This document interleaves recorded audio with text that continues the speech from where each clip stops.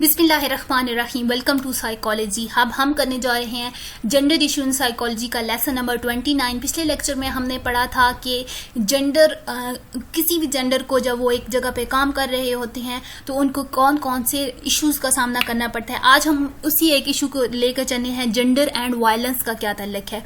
Violence क्या होता है? Violence against women is an important gender issue for all concern. It is matter of a concern for all these involve in the effort of a woman empowerment and gender equality.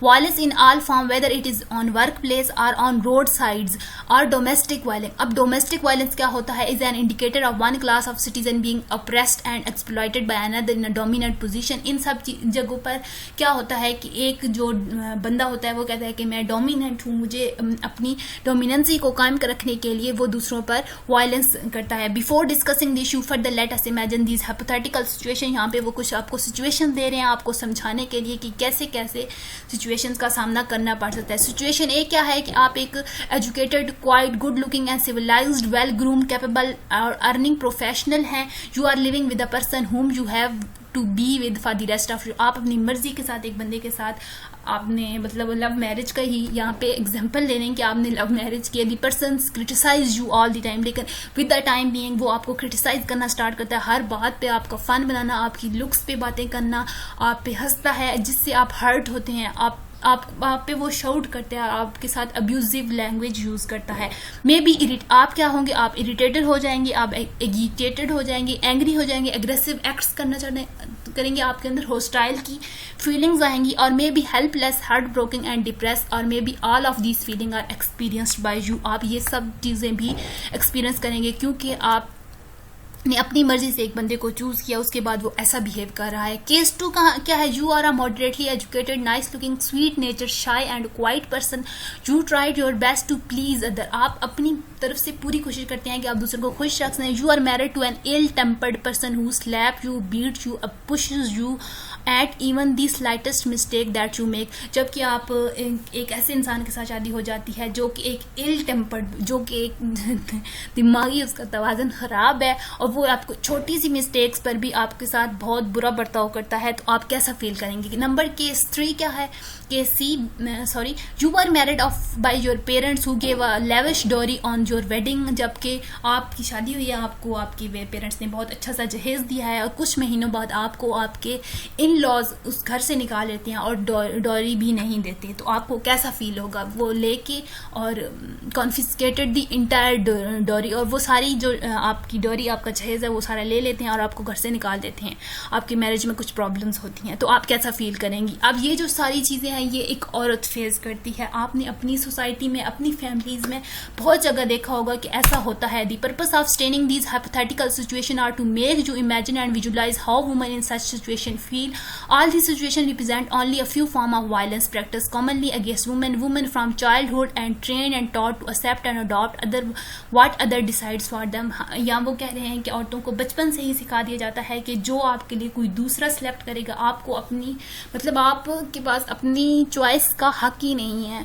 ऐसा बहुत सी जगहों पर होता है। मतलब अभी तो काफ़ी चेंजेस हो गई हैं, लेकिन ऐसा नहीं कहा जा सकता कि ऐसा नहीं होता, ऐसा ख़त्म हो गया है। बहुत सी ऐसी सोसाइटीज़ हैं, बहुत सी ऐसे अभी भी हमारे इर्द गिर्द, हमारे पड़ोस में भी ऐसे घर होंगे, आपने नोटिस करना है ये, जहाँ पे वो ऐसे बिहेवियर उनके साथ रखा जाता है। In the same manner they learn to accept minor forms of violence as a routine part of their life. Violence become as issue when it is practice on an ongoing basis.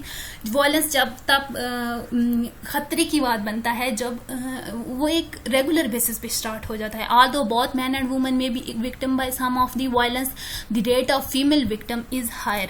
Besides domestic violence, many other forms of violence are experienced by female much more than males. Rape being the most common and severe form of violence is experienced by women. Many the other form of violence are used in our part of world as compared to other. For example, acid burning और stove burning, जैसे कि घर में जला दिया जाता है डोरी की बुनियाद पर. इन लॉज की तरफ से। Violence can be defined as a emotionally charge act marked by aggression involving infliction of hurt and injury to the victim. Violence can be physical as well as psychological. Sexual harassment is one of the form of violence. अब domestic violence क्या होती है वो हम elaborate करके देखने वाले हैं। Domestic violence is one of the commonest form of violence experienced by women. Domestic violence is a partner abuse is the physical, sexual or psychological maltreatment of a spouse, a former spouse or our intimate partner so to gain maintain power or control। अच्छा, यहाँ पे वो domestic violence की ये definition है जो मैंने highlight की हुई है। यहाँ पे वो बता रहे हैं कि क्या होता है डोमेस्टिक वायलेंस। डोमेस्टिक वायलेंस और एक पार्टनर अब्यूज ये दोनों एक ही चीज़ें हैं कि आपका जो पार्टनर है, आपकी जिसके साथ शादी हुई है, वो आपको इसलिए मारता पीटता आपके साथ अच्छा भी है बर्ताव नहीं रखता क्योंकि वो चाहता है कि वो उसकी पावर रहे, उसका कंट्रोल रहे घर पर और आप पर। As compare to other form of violence, homicides, domestic violence is quite unreported, under reported, मतलब इससे ज्यादा रिपोर्ट नहीं किया जाता, इसलिए इसके बारे में ज्यादा फिगर्स और फैक्ट्स एंड फिगर्स भी नहीं है कि कितने % डोमेस्टिक वायलेंस होता है। क्यों नहीं लोग रिपोर्ट करते डोमेस्टिक वायलेंस को, वो ये जो वेरियस रीजंस हैं। शेम एंड एम्बैरसमेंट, लोग डरते हैं कि उन्हें शर्म आती है, उन्हें शर्मिंदगी होती है। Fear of breaking a relationship, औरतें अक्सर इसलिए नहीं करती कि उनका जो रिलेशनशिप है वो ख़त्म हो जाएगा, उनको तलाक हो जाएगी। Hope for an improvement in the relationship, कुछ लोगों को ये होता है कि क्या पता कुछ वक्त के बाद हमारा रिलेशनशिप ठीक हो जाए और वो वही सहती रहती हैं। Whatever data is available is based upon the reported cases that are actually under reported. A survey of women showed out that severely physically assaulted women only 46% are reported that happen to the police. यानी कि सिर्फ 46% जो report किए जाते हैं women violence के cases. There are 2 types of domestic violence common, couple violence and patriarchal terrorism. Couple violence क्या होता है कि जो आपका पार्टनर है, आप उसके साथ किसी बात पे बहस हो जाती है और वो एक दूसरे के साथ कोई ज़बान से या वो एक फाइट कर देते हैं, आर्गूमेंट फाइट होती है, वो हो जाती है। अगर थोड़ा ज़्यादा भी हो जाए, अगर फिजिकल वायलेंस भी इसमें होता है, थोड़ा सा माइनर और मेजर और सीरियस होता है। In case of a serious physical violence the likelihood of woman being injured as higher from the woman than for man. यानी कि जब फिजिकल वायलेंस की बात की जाती है कॉमन कपल वायलेंस की टाइप में, तो वहाँ पे मर्द तो ज्यादा इंजर्ड नहीं होते, ज्यादातर औरतें इंजर्ड हो जाती हैं। ये होता है कॉमन कपल वायलेंस जो कि कपल्स के दरमियान। पेट्रियार्टिकल टेररिज्म क्या होता है? This form of experience by man alone, man करता है। The man use physical force along with the other construct strategies for dominating his family. This form of violence may be end up into a injury और even a death of a woman and a child. Sorry, ये ऊपर चला जाता है। ये जो होता है पेट्रियार्टिकल टेररिज्म, इसमें एक मैन सिर्फ अकेला खुद शामिल नहीं होता बल्कि उसे सपोर्ट करने के लिए उसके इन लॉज, रिश्तेदार और ये सब भी होते हैं। उसे बर्डन दिया जाता है, उसे प्रेशर दिया जाता है, जिसकी वजह से वो ऐसा एक्ट करता है, खुलेआम करता है। यूजली यहाँ पे देख लेते हैं, the likelihood of women being homicide victim are consequences of domestic violence is higher than the likelihood of same happening for a man. यानी कि औरतों के साथ ज्यादा होता है ये। Man are more likely to be physically hurt, injured और किल्ड बाय स्ट्रेंजर्स से तो वो हर्ट हो सकते हैं मैन, लेकिन अपनों से ज्यादातर औरतों को ही देखा गया है कि वो अपने हस्बैंड उनको मारते हैं। In our societies and other group cohesive society, it is not an husband alone who exercise domestic violence. Most of the time he is supported, aided और assisted by other relatives as well. For example, उनके in laws जो होते हैं वो क्या कहते हैं, यहाँ पे एक मिथ यूज होती है कि वो तीली लगाते हैं। Usually very severe form of domestic violence are reported, otherwise it doesn't come out of the boundaries of the household. The victim don't report due to a fear of a shame. The analysis of a reported cases in the US has shown that more than 9 out of 10 victims are women, and as compared to men, they were more likely to be seriously harmed.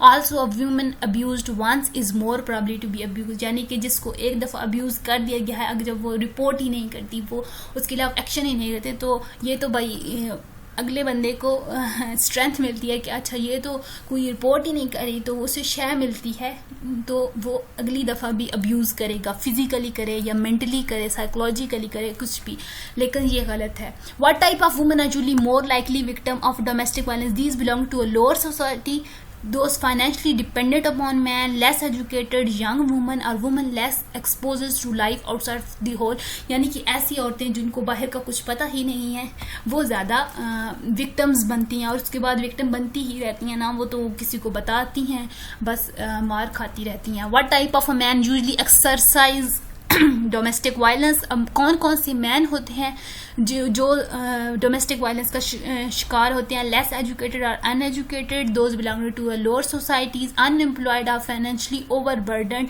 Drug और alcohol abusers, those who are experience domestic violence be exercise in their home as a child, यानी जिनको बचपन से ही मर्दों को दबा के रखा जाता है तो वो बड़े होकर भी डोमेस्टिक वायलेंस का शिकार होते हैं। Those who don't feel any familial और social pressure against their violent act, यानी कि उन्हें कोई भी सपोर्ट हासिल नहीं होती। Wife beating is more common in some societies than other, there are societies where aggressive behaviour is common otherwise too, where women have an inferior status, where physical force is used to resolve dispute among other factors। अच्छा, यहाँ पे वो बात कर रहे हैं कि wife beating किन किन सोसाइटीज़ में होता है, जहाँ पे ज़्यादा एग्रेसिव बिहेवियर होता है मैन का, उसके बाद वुमेंस को इन्फीरियर समझा जाता है, अपने से कमतर समझा जाता है, और जहाँ पे किसी भी मसले को सॉल्व करने के लिए बस फिजिकल फोर्स का इस्तेमाल करना आम होता है। Impact of a domestic violence on women, अब जब किसी औरत पर डोमेस्टिक वायलेंस होता है तो उसकी ज़ात पर क्या असर होते हैं? लो सेल्फ स्टीम होता है, shattered self confident and heighten to self doubt, fear of being tortured again, helplessness, passive acceptance, in many case they start believing that is the way they life is, वो ये समझना शुरू कर देती हैं कि लाइफ ऐसी ही होती है और वो यही डिज़र्व करती हैं। अब ये जो सारे छोटे छोटे से टॉपिक्स और इनकी इन्होंने बुलेट्स बना के दी हुई हैं, दैट इज़ मच इम्पोर्टेंट। ये आपके शॉर्ट लॉन्ग MCQs हर जगह पे आ सकता है। अगर तो आप ये लेक्चर पूरा सुन लेते हैं तो आपके माइंड में बहुत सी ऐसी चीज़ें हैं जो मैं बोल रही हूँ वो रह जाएंगी, तो आपके लिए किसी भी रिलेटेड क्वेश्चन को सॉल्व करना आसान होगा, क्योंकि ये एक ऐसा टॉपिक है डोमेस्टिक वायलेंस जो कि आप इर्द गिर्द देखते रहते हैं। आप आजकल तो ड्रामेज भी बन रहे हैं, उनमें भी आपने देखा है ये हमारी सोसाइटी की एक एंटिटी है, तो आपने ये हर जगह एक्सपीरियंस किया हुआ है। सो इसलिए ये इतना मुश्किल नहीं है, लेकिन ये इम्पोर्टेंट ज़रूर है। How to tackle the issue, अब हम इन इशूज़ को कैसे टैकल कर सकते हैं, उसके लिए हमने देखना है creating awareness of a basic human rights, education of a legal right, establishment and accessibility of a legal aid centre and shelter homes हमें बनाने चाहिए। Individual counselling and therapy, family therapy, man need to be educated.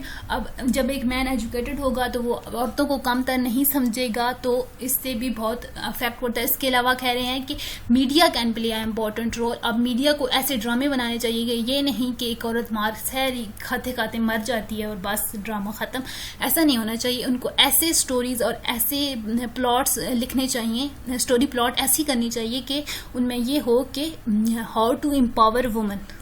Other form of violence against women, अब इसके अलावा और क्या होते हैं? डोमेस्टिक वायलेंस के अलावा सेक्सुअल वायलेंस होता है, उसके अलावा रेप होता है और फिजिकल असॉल्ट बाय स्ट्रेंजर्स होते हैं, ये अदर वायलेंस है। उसके बाद सोल्यूशन क्या है? सोल्यूशन, अब हम इन सारी जो हमने प्रॉब्लम्स पढ़ी हैं अब तक जितनी हम पढ़ चुके हैं, इनकी सोल्यूशन क्या है? Awareness and education about the likelihood of an incident, the probably sites and place were help can be found. हमें ऐसी जगह बनानी चाहिए जहाँ पे वो जाकर हेल्प ले सके, मतलब ऑर्गेनाइजेशंस हों। सेल्फ डिफेंस ट्रेनिंग देनी चाहिए मेल को भी और फीमेल को भी, ताकि वो एक किसी भी इनकमिंग अटैक को टैकल कर सकें। Sanitisation of the significant of prompt reporting in case an accident has taken place, but remember women alone are not only victim of domestic violence, many man also experience domestic violence from women. In less serious violent accident many wives initiate the event and attack their husband. बहुत सी ऐसी जगहों पर यहाँ कह रहे हैं कि यहाँ सिर्फ मैन की, वुमेन्स को ज़्यादा इशूज़ नहीं होते। ये बात इसलिए कर रहे हैं क्योंकि हम पैट्रियार्टिकल सोसाइटी में रहते हैं और वहाँ पे ज़्यादा औरतों को को ही वायलेंस का निशाना बनाता है, लेकिन ऐसी बात नहीं है कि मैन बिल्कुल भाई सेफ हैं। मैन बहुत सी ऐसे वाकयात हैं हिस्ट्री में कि जहाँ पे हस्बैंड को अटैक करती हैं वुमेन्स। तो होप सो आपको समझ आ गई हो। अगर समझ आ गई हो तो लाइक शेयर एंड सब्सक्राइब कर दिया करें और कमेंट्स में बता दिया करें कि आपको कैसा लग रहा है। अपने फ्रेंड्स के साथ भी शेयर कर दिया करें। टिल देन अल्लाह हाफिज, अगले लेक्चर में मुलाकात होती है।